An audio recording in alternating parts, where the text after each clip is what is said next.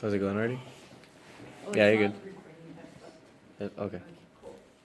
All right, I'll give Yecenia a big round of applause. So today I'm going to share with you a little story. Actually, in May of 2012, my maternal grandmother, she was detected with breast cancer. Unfortunately, it was in a late stage already due to late detection. So she actually had to get a mastectomy done, which was removal of her breast. So I know that my grandma was old, but a lot of us young people don't think about breast cancer being a possibility, and I'm here to tell you that it actually is, and breast cancer can actually affect anyone here today, like every single one of you. So after what happened with my grandmother, I thought I was at high risk, so I did a lot of research and I really looked into this subject. So that's why I'm here today. I want to give you guys a tool for early detection, and that's honestly the best way you can protect yourself against this disease. So today I will tell you who can get breast cancer, what are some of the risk factors, and the best way you can detect breast cancer early and ultimately save your lives. Okay, so with that being said, I'm going to begin with ending some myths today. So who can get breast cancer? Unlike common belief that only women can get breast cancer, only old women can get breast cancer, I'm here to tell you that that's not true. All of you men here today can develop breast cancer in your lifetime. However, compared to women, it is a small number. 1 in 1,000 men will be diagnosed with breast cancer in their lifetime. And according to the American Cancer Society, they expect 2,600 men to be diagnosed in 2016 with breast cancer.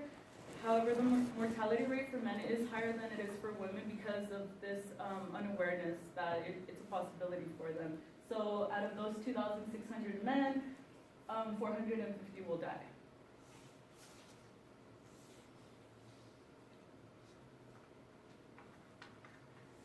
And then, well, secondly, there's women, and of course we have the higher risk of developing breast cancer. The ACS reported that in the U.S., 1 in 8 women are expected to develop breast cancer within their lifetime, and it is the most common cancer among women in the worldwide.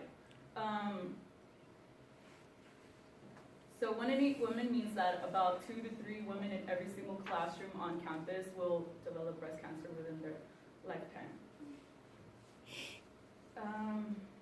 Also opposed to common belief, the Centers for Disease Control website reported that about 11% of breast cancer victims are under the age of 45. We tend to think that this is only something that affects older women, like it did to my grandmother, but the reality is that it can affect women our age.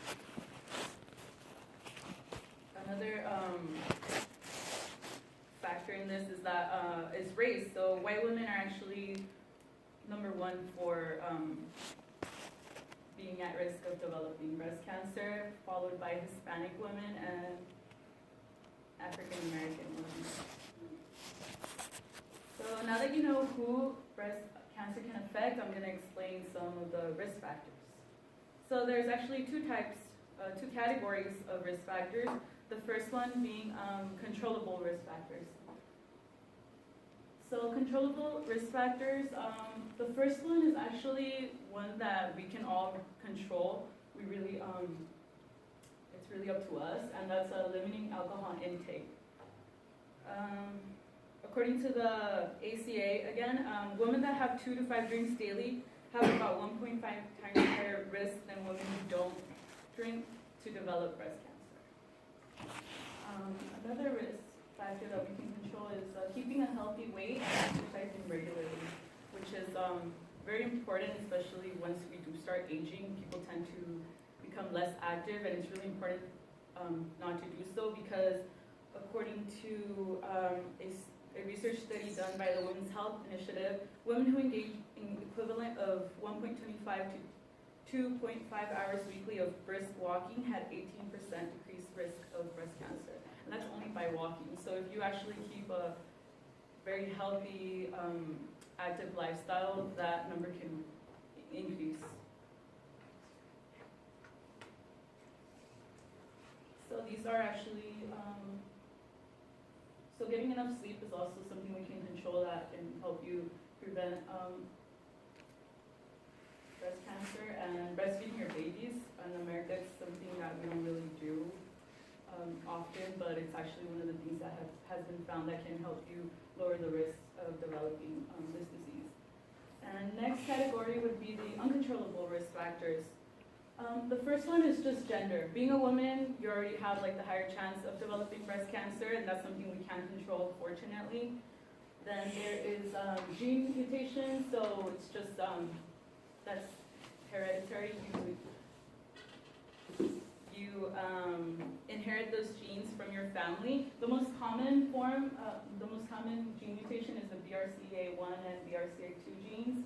And another common belief is that breast cancer you can only get breast cancer through hereditarily, but that's a myth because only 5 to 10% of cases are hereditary according to the ACA. However, they do mention that if you have a first-degree relative, mom, sister who has had the disease, your chances then double.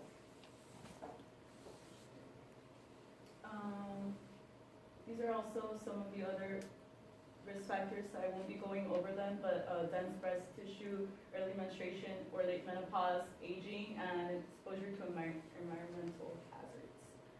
And all those risk factors I explained apply to men as well. So heavy alcohol use, gene mutations, aging.